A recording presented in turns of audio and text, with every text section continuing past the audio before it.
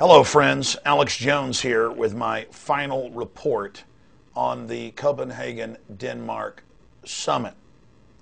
This event was billed by the United Nations as the most important meeting in their history.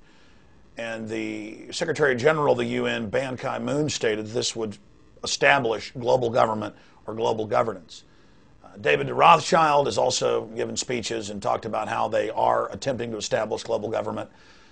We also have Herman van Rompuy, the head of the EU, announcing that this signifies the first year of a true global government, and that the carbon taxing system will be the funding mechanism for the world government. But it is the awareness itself that will drive the change, and one of the ways it will drive the change is through global governance. 2009 is also the first year of global governance, with the establishment of the G20 in the middle of the financial crisis. The climate conference in Copenhagen is another step towards the global management of our planet. It's past the point of talking. We know historically that the global governance the sort of agenda to these issues is very hard to try and, with all the best intentions, it's very hard to actually activate.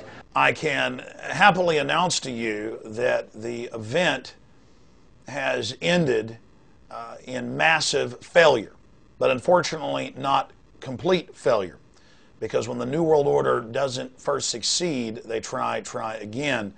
And so that's why we have to be eternally vigilant against what they're doing. Of course, the whole thing has been sold as if it is a plan to save the earth from the ravages of carbon dioxide that plants breathe and that humans exhale. And the fact that ClimateGate came out in the month before the UN meeting in Copenhagen, Denmark, is the #1 reason that their agenda is in so much trouble. So this has been a great victory for people all over the world that don't want to live under a private, unelected United Nations dictatorship.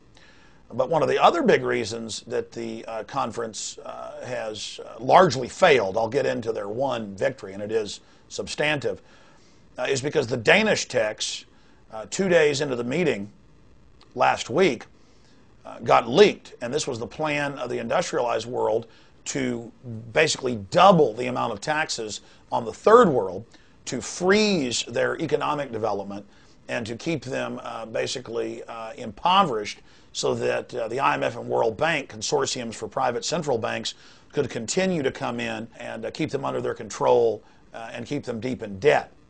When that came out, you had a real revolt by Latin America, Africa, and the poorer areas of Asia and Eastern Europe. It was clear, and the London Guardian reported, that if that agreement would have been implemented, the United Nations itself would lose any petty power it had, and all global governance power would be transferred to the IMF and World Bank, who would arbitrarily and in an unelected fashion levy global taxes on all transportation, ship travel, air traffic, and have a global authority over it, a flat 2% GDP tax implemented by the private banks over the entire world, taxes as high as 20% on fossil fuels, not just oil, but natural gas. I mean, just a huge power grab.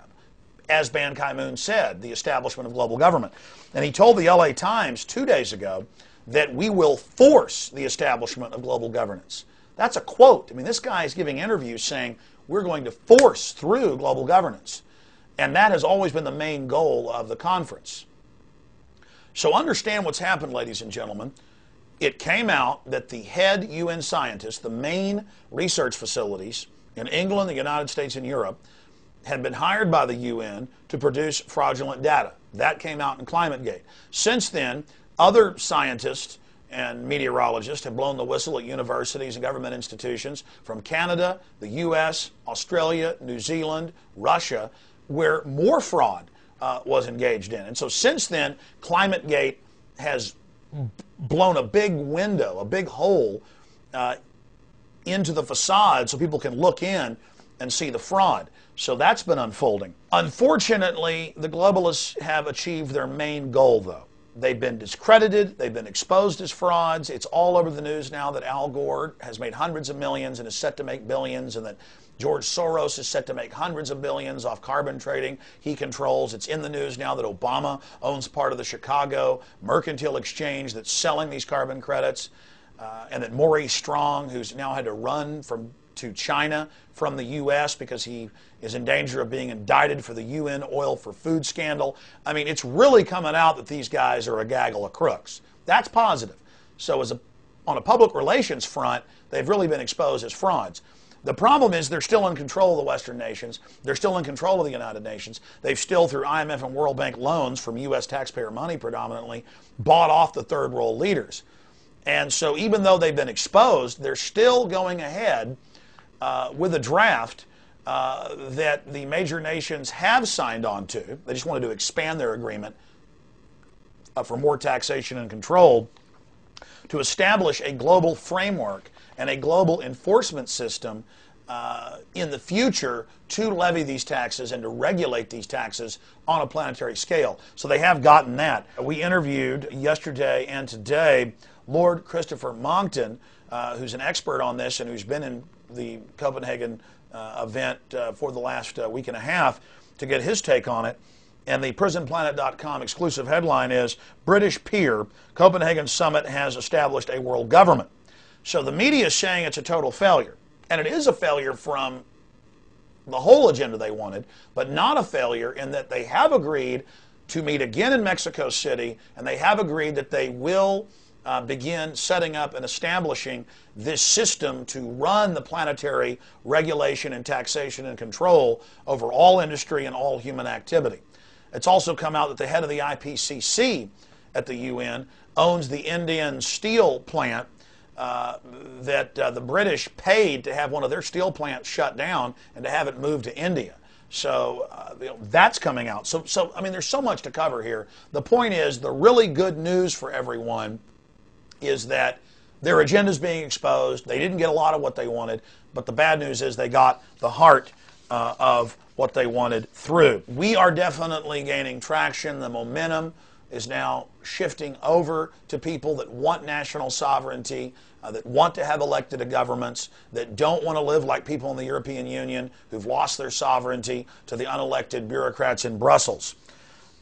So despite the fact that Obama got angry and lectured everyone and said, you know, the time for talk is over, you must submit to the entire agenda, despite the fact that he did that, they have still failed. It also came out separately on the ClimateGate front that the top scientist of the IPCC, who works for Maurice Strong, this broke nationally here in the United States on national television in a video interview for the first time. Ben Santer, the head climate researcher at the IPCC, author of Chapter 8 of the IPCC Working Group report, admits that they deleted 5 sections from the UN's own report that stated that man is not contributing to climate change. You understand, the UN scientists brought them the research and said, we can't prove man's doing this, and it looks like man has no effect whatsoever compared to the sun and the moon and all these other tidal forces.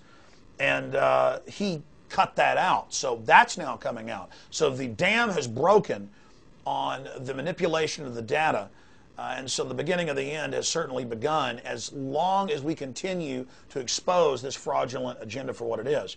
A plan by a group of industrialists and bankers to scare the world population into relinquishing their rights and turning it over to an unelected IMF World Bank government that taxes the West, then takes that money and loans it back to third world and first world nations, and then makes those nations agree to a list of demands to destroy their industrial capacity, which will result in a death sentence. 15 million people starve to death a year in the third world. Over 100 million people are right on the verge of starvation at any one time, and so it's very easy to tip them into mass starvation and death. Just the ethanol production in the U.S. and in Brazil and a few other countries, taking a third of our grain production out and putting it in for ethanol, caused an additional 10 million people to starve to death in 2008. And those are conservative numbers. So think of the scale of mass murder and genocide that we're dealing with here. And that's how Mao Zedong killed over 60 million people, and how Stalin killed more than 10 million in the Ukraine, was by simply cutting the food supply off to people. And that's what is at the heart of this global government. For the New World Order, global government's only the beginning. Once they have the global government, they can then carry out the austerity measures that are meant to shut down industrial society, bankrupt the West, and make everyone dependent on government and state. So we've engaged in a fight here. We've had major victories, the greatest victories we've ever had. The problem is our enemy is continuing to force the point and moving forward against free humanity. But agents of liberty, agents of freedom, are activating everywhere and resisting. So I salute everyone who has been fighting this good fight for truth and justice against the New World Order. In the coming days, we'll know more about what happened behind closed doors at the United Nations Climate Summit.